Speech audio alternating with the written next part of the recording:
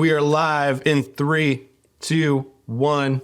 Hello, guys. Welcome. I'm Jameson with the Graffiti Black podcast. And today we are here with Mike Jones. So this is the camera you can, if you want to look at one, boom, that's the one. Crooked finger, wait. Yeah, that one. Yes. So, yeah, thank you for jumping in today. I do appreciate it. Absolutely. Thanks for having me. I really appreciate it. Yeah, this is great. And beautiful setup here. This is professional.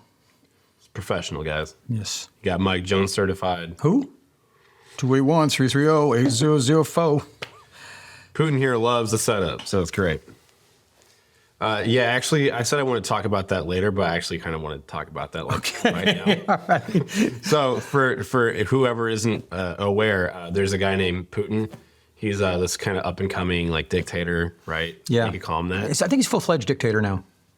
Yeah, something like that. Yeah, I mean, so really quick, can we like get some context? Well, basically what happened is I followed the war. I really did not think that there would be another land war in Europe even in my lifetime. I mean, the era I grew up in, obviously we had the Gulf War but I never anticipated this, and I was absolutely flabbergasted that the Russians would invade and that they would be killing civilians. I mean, executing them. I mean, this is not the 15th century. This is 20. I mean, I don't want to go too much into that, but let's just suffice it to say that I became very passionate about Ukrainians and what they're fighting for, which is democracy. And what they understand now, that democracy is not free. I mean, if you have to beat back an aggressor, they're getting their baptism of fire, I guess, as horrible as it sounds. It shouldn't be that way. But we cannot have autocracies around the world, because autocracies, once they get a hold, absolute power corrupts absolutely. And there's a perfect example of that going on in Central Europe right now, the Balkans. I was volunteering for the Ukrainian Volunteer Legion, which right now there's 16,000 people, probably 4,000 or 5,000 Americans there that are volunteered, that have offered their services. But I thought, well, rather than do something that could end my life, that I'm not saying that I'm any more worthy of living than anyone else, but I have a talent with music. And so one of the things that I'm pushing now is Rock for Ukraine. And we're going to do, I'm getting in touch with a lot of my big-time friends, guys from Tesla and what have you, and wanting to see if they would be interested. And this is just in the infancy stages of doing a Rock for Ukraine, a benefit where we put together 15 bands, 20 bands on a tour, we send them around the United States. We end up in Ukraine. We hand, I'm announcing it here for the first time, by the way. Yeah. You heard it here first. That we put 15 to 20 bands together like a festival, and we raise money for rebuilding. You can choose where your dollars go. We'll have 3 categories. If you're for arms, we'll put it in arms. If you're for humanitarian, you put it in humanitarian. I mean, it's just, I want to put it so that everybody feels like they can contribute. Because I know some people's feelings on war and what have you, and I respect that. And then after I return, that's over, I'm anticipating I'm going to run for Congress as an independent. And I'm going to continue to do music. I don't know. The world is so wide open, and it's really, at this point in time, is very separated. And we got to get back to where we were. We have to get back to where our parents met in the middle, with everybody getting along. We might not get everything we want, but we're going to get what we negotiate. Anyway, so that's that end. That's basically the political end. Eventually, as you get older, I think you start taking things more seriously that are surrounding you, and I think we're very fortunate in the United States that we have that ability to do that. And you and I might disagree on something, but I'll lay down on barbed wire to make sure you got your right to say it. Did you design that shirt? No, actually, I didn't. This was somebody. They're very resourceful over there. They've come up with so many things. I mean, you talk about a marketing campaign. I mean, I hate to say that about a war, but you can get cups and flags. I mean, you can get anything, and it all goes to support their setup. And they've cleaned up the corruption. Okay. I have several friends over there that are keeping me abreast of the situation. Okay, that's a really cool cause. So I'm sure you're going to hear even more about that from him. Rock for Ukraine, Country for Ukraine, Rap for Ukraine. That's a whole series. R&B for Ukraine. R&B for Ukraine, yes. Oh. How do you not have brain? R&B for Russia or No. punk rock for Putin? R&B for Russia. That would be Red Bombs. R&B. Right. Okay. Well, that's really cool. So, I mean, I'm sure we'll hear more about that. Sure. Yeah, that's really cool to hear that cause. Well, I mean, one also, I kind of planned on doing, talking about the band and everything before we jumped in, but let's talk about that now. I mean, just give us a brief, overview for people who may not be familiar with you. Mm-hmm. Fill them in on your band and kind of like what's a really brief overview of you guys so far. Well, I'm in a band called Seven Reasons. We formed it was actually formed by Mike Vanderhule, and I now plays drums for Y&T out in California back in the mid-2000s. And I had already had basically two trips to the mountain, but never got over the mountain. Had a couple songs at radio. The band before, I'll start from the very beginning. In 1997, I was in a band called the Dissidents, and we got picked up to be in the movie, or have a song in the movie American Werewolf in Paris. Mm-hmm. And it was a big deal for us. Buena Vista Pictures had already paid the money, but they wanted, paid the money to us. We hadn't cashed the check, but they wanted Gavin Rossdale from Bush. They wanted a song Mouth for the movie. And so he said, well, the only way I'll do that is if I'm the music director. So what had happened is he was also an A&R man for Interscope at that time. So he's going out signing all these bands, and none of them are producing anything. So he kicks everybody off the soundtrack because we were going to get signed to Hollywood Records once we were pressed to the soundtrack. And we were going to get $22,000 up front, and then I think it was a nickel CD after that, which is pretty good for a starting band that I could sell the publishing. Unfortunately, it was already pressed to the movie, I heard, and he was sitting in a viewing in Germany. And the scene where the guy's getting off the train with our song "Crucify Me" was being played, and it was going to be the second single. And from what I understand, it got to the end, and he said, "All right." He says, "Who's the second single?" I said, "A band called The Dissidents from California." He goes, "Oh, okay. Who are they with?" Well, they're going to sign with Hollywood, but they're not with anybody yet. Hollywood's going to pick them up. And he says, "Well, that won't do, will it?" He gave it a check mark, and we're off. So that band devolved. There was a disagreement between the guitar player, bass player, and the drummer and I in that band. We didn't want to cash the check because we were going to get blackballed. They wanted to cash the check because they didn't have the foresight to know that if we take the money, we're not in the movie. No one's going to hire us. So I had the third vote. Since I was a songwriter, I had the deciding vote because there was four of us. Yeah. So I had two votes basically, and that split that band up. Then we drifted along. We picked up Steve Klausman, who managed Tesla. Tesla was he basically, a lot of people don't know this, but he's the Cannonball Run guy. He's Burt Reynolds. He's the guy that won that. He only won one race ever, and that was from New York to Los Angeles in 32 hours and 7 minutes. And won $1 million off that. He put it in a band in Sacramento called City Kid. Sacramento was where I was living at the time. And City Kid then became Tesla.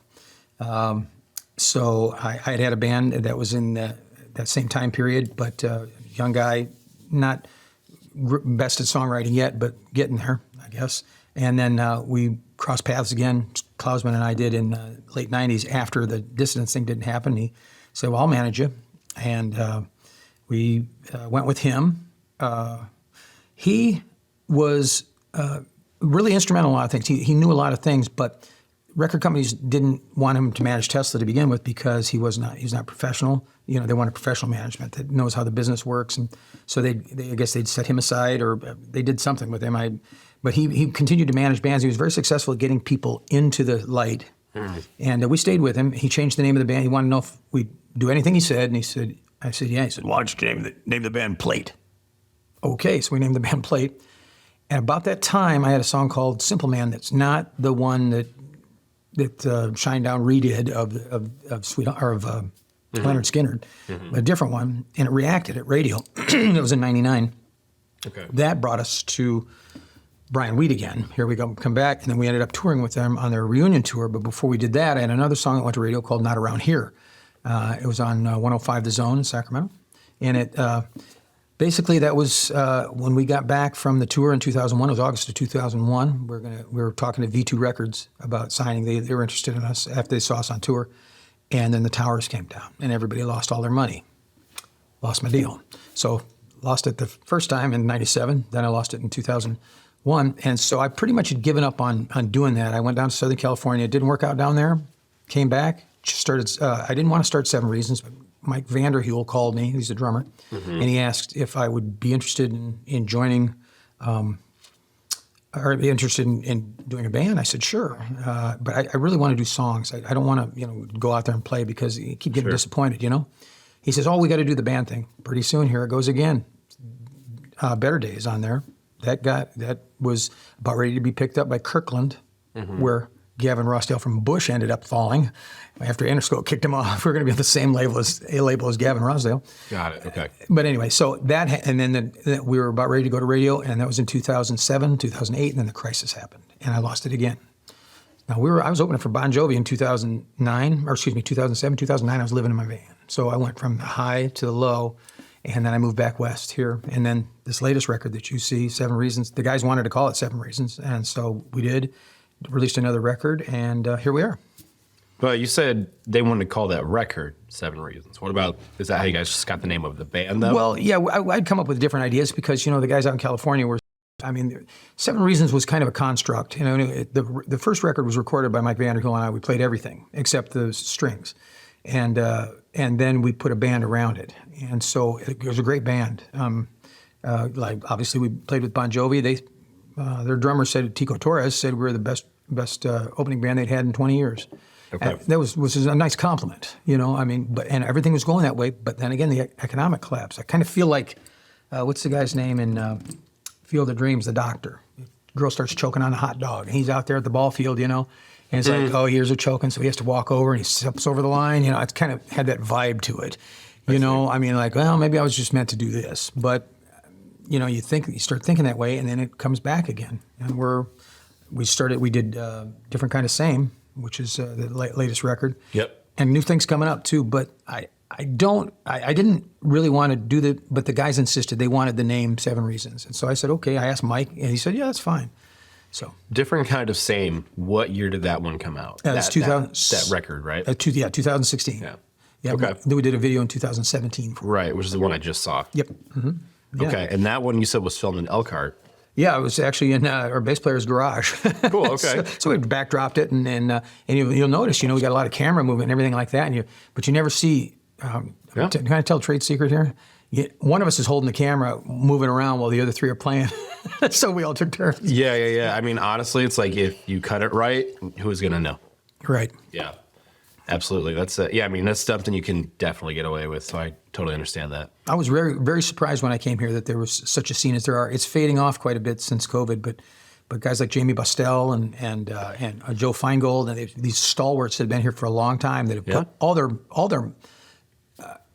minutiae into it. It's better in California than some way. It's better here than California in some ways because the people that are passionate about it and they do it. Out there. There's so much going on. There's nothing going on. You can go see us tonight. Well, I was going to go see those guys. So a lot of bands here.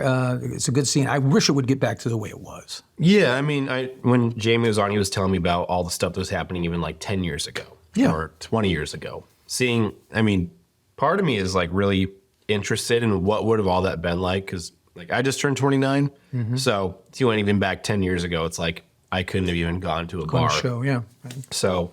In recent years, being way more exposed to a lot of like the bands here, even though it's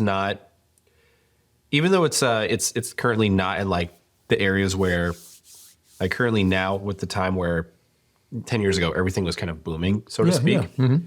Even though all that's kind of gone now with like being a physical band where there's original music, seeing everything online and the freedom you have to even still like potentially gain an audience. Yes. Online, like YouTube, all amazing. that stuff.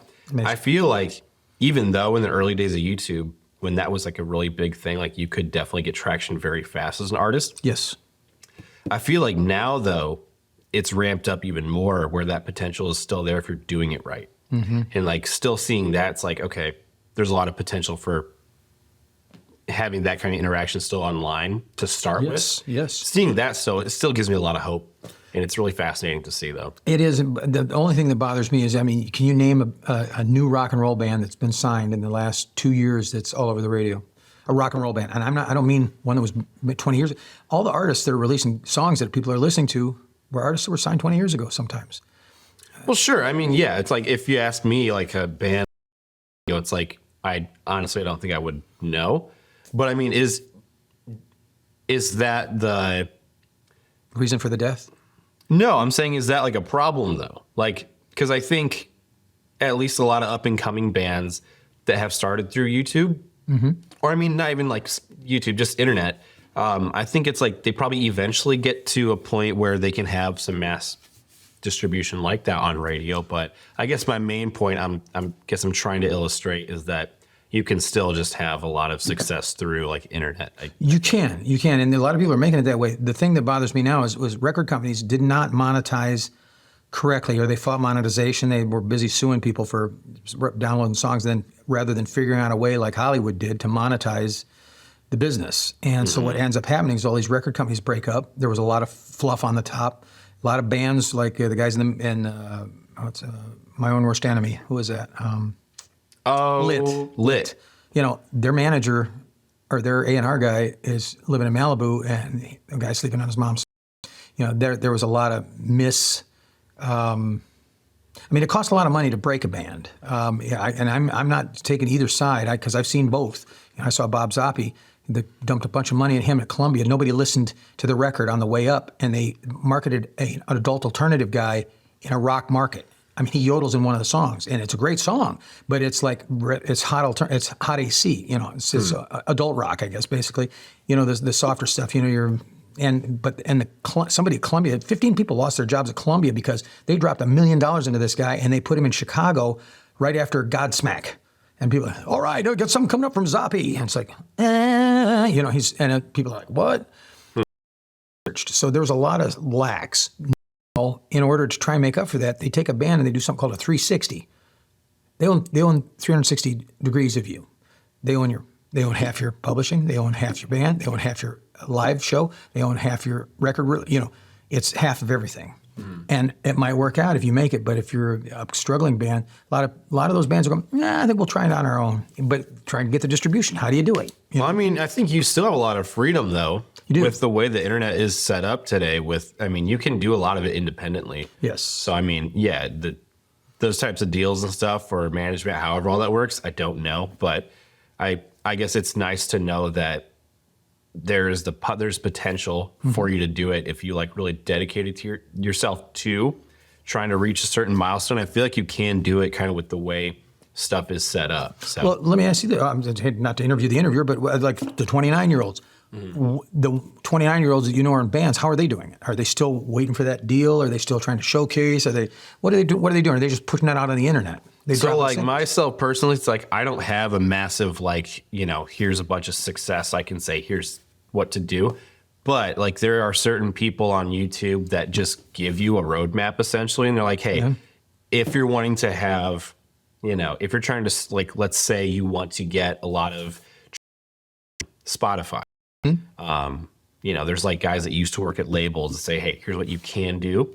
Or they say, here's how, if you want to try to get 1,000, 10,000 followers, fans on Spotify, here's a practical way to do it. Okay. They're saying like, for one, being super consistent with your drops, what you drop on like the songs you put out. Like for example, you know, let's say you want to put out a year's worth of content with your own music. That would be 6 to 7 songs. Okay. Because you would reiterate, like let's say on YouTube, week 1, you drop your song with like a still screen of like the album cover. Week 2, you drop a lyric video. Week 3, a music video. Week 4, a story video on it. Week 5, week 6, blah, blah, blah.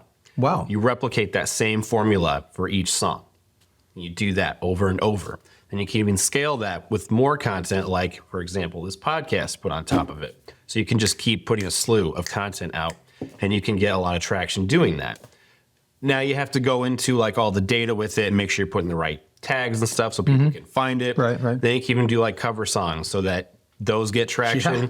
and then people see your original stuff, and they can see, So it's like you can just kind of like make it a domino effect if you do it right. And that's stuff I've been researching a year or two. Now, people can do it. It could not work. It could work. I think it just depends on how much you're putting into it. But like, that's a really brief example. Do you think the overall has changed, though? In other words, do you think that music to musicians and people that would go to clubs to see bands and bands that would become successful, there was almost a roadmap that you followed. There was a pretty much. So, but do you notice that, is there a lack of dedication to the music, or people rather just sit home, or what? I mean, because we lose Smiths, we lose Smokestack Brewery, we lose all these clubs around this area. I just went here. Are you familiar with the Garage Arcade Bar? No. I just went to a pretty sweet venue.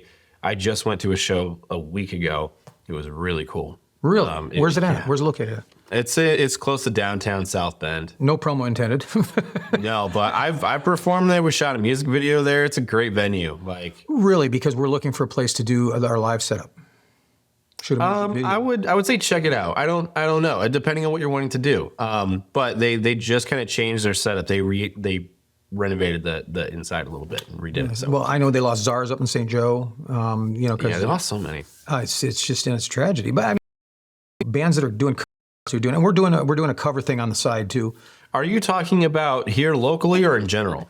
Well, I mean, in general, I mean, has there been a loss of? I mean, a lot of people, when they get to a certain point in rock, they move over to country because they don't like the new rock that's coming out. That's always been the tradition, And I don't think that. Well, just with like having shows and gaining a following from doing live shows, is that what you're talking about? That's what I'm talking about. I think that still actually is alive and well.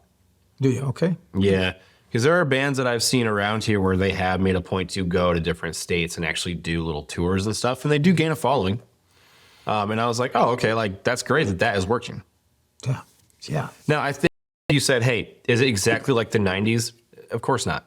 No. Of course not. It's like you almost had MySpace, by then. Yeah, right, So exactly. A lot's obviously changed, but I think there are people that love to go out to shows and listen to bands and just kind of be a part of that whole environment and have a good time. I know I do. Yeah. So, but the thing is, you got to kind of stay low. If you're in the band, you got to kind of stay low. You got to kind of stay back just a little bit, be mysterious. What are they doing? I wonder what they're doing in there. I don't know. But I mean, I feel like that's not gone, if that's your question. Yeah, because I worry about that sometimes. We're about ready to put out some more content, and I just wanted to see. I wanted to find a pattern. How not necessarily how people do it, because you can add your own twist to it. But you were saying that you're basically doing a video that's just a picture of the record, then you're doing a lyric video, and then you're doing a live show. Video. Your music video, yeah. Could do a live session. I think it kind of boils down to like, what do you think would be really engaging, or what is fun from like the viewer's perspective? What would be cool for them to see? That's honestly kind of where I came up with this podcast to begin with. I'm like, I don't know of bands that are putting out content regularly. Like there's a really cool band, for example, that I know that's from Philadelphia. They had like a few songs out. Mm-hmm. Sound like they're a great band. They sound great live, but you hear of them like once a year. Yeah. You're like, where are they the other 11 months? Well, like Waylon. Waylon's one of them from up north. And then there's another one, great guys. We played with them several times, and they disappear for a while, and they come back. I'm trying to remember. We played with them what's the name? I'm addicted to you. Justin Bieber. No, I'm not in love, and the sex is good. What is the hell? Saving Abel. Okay. And then you have bands like Pop Evil, which I think changed their name. Like that they disappear for a while, but they sell a lot of records. I like to know their secret. Yeah, yeah. I mean, I don't know like the one and all, but I mean that just seems like a really cool idea. Like if you, if you were looking at a band, you thought what would be really cool for them to put out, or kind of stuff that they would put out so you could keep up with them more. Yeah, well, then the business, I tell you, now if you're already with Simon, like I auditioned for Stone Temple Pilots back in 2016, and it was between me and another guy, Jeffrey Adam Gutt, who got the gig. Drew Scott was program director at WIRX, and he left the station, went down and worked for Bubba the Love Sponge, who's a syndicated radio show. Okay. And there's some issues that went on down there. I'm not quite sure, but then he ended up going to work as the international, BMI International.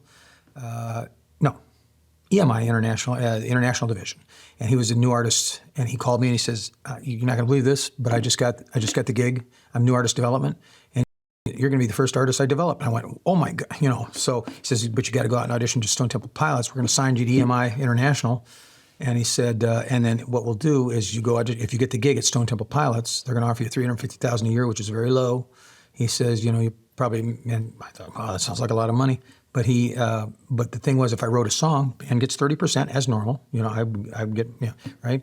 But their label gets 20%. Now I'm going to be on loan from EMI, and they get their 20%. And then Drew's going to take his 10%. So I'm left with 20% of any song I write. So, but I wouldn't have cared at that point, because once you get your foot in the door, you can get the rest of your body in, And I thought that was going to be a good gig. But the industry has changed so that it's not. At least if you're already in it's hard to get in that same boat that those guys were in. That's why I was asking you about how it's done now, because the people that didn't make it into that boat that still have something to say with their music, how they get in. Because it's curious. I like to learn. I might talk a lot, but I like to listen too. So. Yeah, as far as all that goes, honestly, I don't know all the answers to that.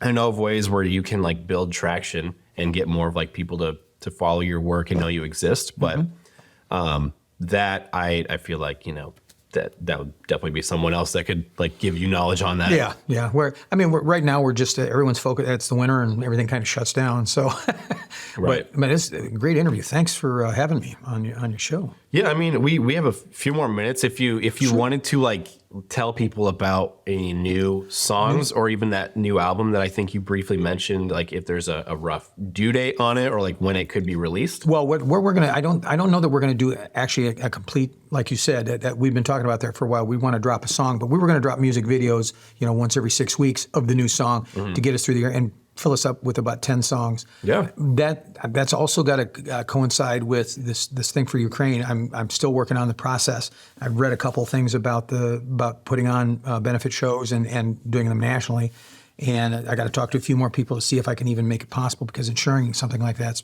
pretty tough. You don't want Putin to lob a missile into the middle of no, it's not going to happen like that. But I want to focus on that, and then by that time I'll have a better idea of if we're going to, I think what we're going to do probably is we'll drop all those songs, and at the very end we'll release a CD, and you come to the gig, you get a copy of the CD. You can still download it, but if you want a hard copy that shows all that stuff, that's what we're going to do. So I think that's the best way to go. Yeah, that sounds great. To give you a friend of mine, California Bear Gang, they're a rap group, and JB, with one of my friends that was in it, they got to the tour of Snoop Dogg, and they sold 22,000 downloads for $1 a piece at one night. Yeah, that's how you make your money. I always keep that in the back of my head. That's you got to have a song like that. Yeah. So if is there an immediate set date release for the next music video? I'm sorry. Yeah, we're currently working on it right now. I got a lot of the B-roll footage. We just got to find, like I said, a place where we do a live performance. Got it. With the crowd there. We'll probably do it at one of our upcoming shows. I think we're playing with Foreigner. I think at the Wing Stadium on May 17th, May 16th. But prior to that, we're going to have the video release because we want that to drop. So I'm going to say probably the first part of May. Okay. We'll have the first one, and then we will go sequentially. May 1st. May 1st. Get ready. That's right. 2 days before my mom's birthday. 3 days before my mom's birthday. Word. Shout out to moms. Well, the thing is, I've been to the mountain 4 times. It didn't happen. So I've started realizing that it's not about that. It's about perfect example. That song, Simple Man, was just about a girl that I had dated, and she wasn't looking for anything complicated. She was looking for a simple guy. I was always trying to be complicated. And so I wrote a song about it. And when it went to radio, it reacted really well in Chico, California. And so our first show, we opened for Pat Travers.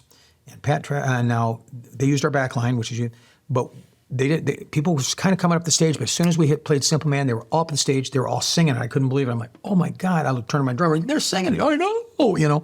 And so when I got off the stage, and this is what it made for me in music that made me understand what it's about. It's not about the deals. That's why I'm not upset that I never got one. Would I like to have made a career and been on the big stage all the time? Sure. But I got off the stage, and this girl comes up to me, and she grabs me by the collar, and she goes, "Who wrote that song, Simple Man?" I said, "I did. Why, do I owe you money or something?" She goes, No. I'm making a joke out of it, not knowing what she was. And she goes, "I got to tell you a story. My boyfriend and I are high school sweethearts, He said, and we've been out of high school now 4 years, and no talk about marriage or anything. And she said, both of us are bullheaded, and we hit the wall, and we didn't talk to each other from Thanksgiving all the way to the first of the year, of January of that year. And she goes, and one day I heard this song, and it was your song, Simple Man. I thought, oh my God, that's him. He's a simple man. That's what I really want. And she had no way to tell him. And he called her the next time it was on the radio. He called her up. He hadn't called her. He just called her right out of the blue. She's like, oh my God. Picks up the phone and says, okay, there's a song that's being played on the radio right now. And that's who I am. And I'm afraid you want more than that. She goes, no, that's exactly what I want. She's telling me the story, and I'm like getting kind of like flower in my eyes. And I said, wow, that's amazing. She goes, we're engaged now. We're going to be married in September, and your song is going to be our wedding song. And I just, I kind of lost it. I was like, and I gave her a hug, and I said, and he comes walking over, and he's just like 4'11", he's like 6'2". I don't know if they're still together, but he said, yeah, I love your song, everything like that. And I signed a copy of the CD and gave it to him, and I said, you have my blessing, and thank you for that. And I learned at that point that it's not about all that, it's about the difference you make in somebody else's life. It's what you pay it forward. Yeah. So. That's a really cool story. Thanks. Wow. Yeah. This is great.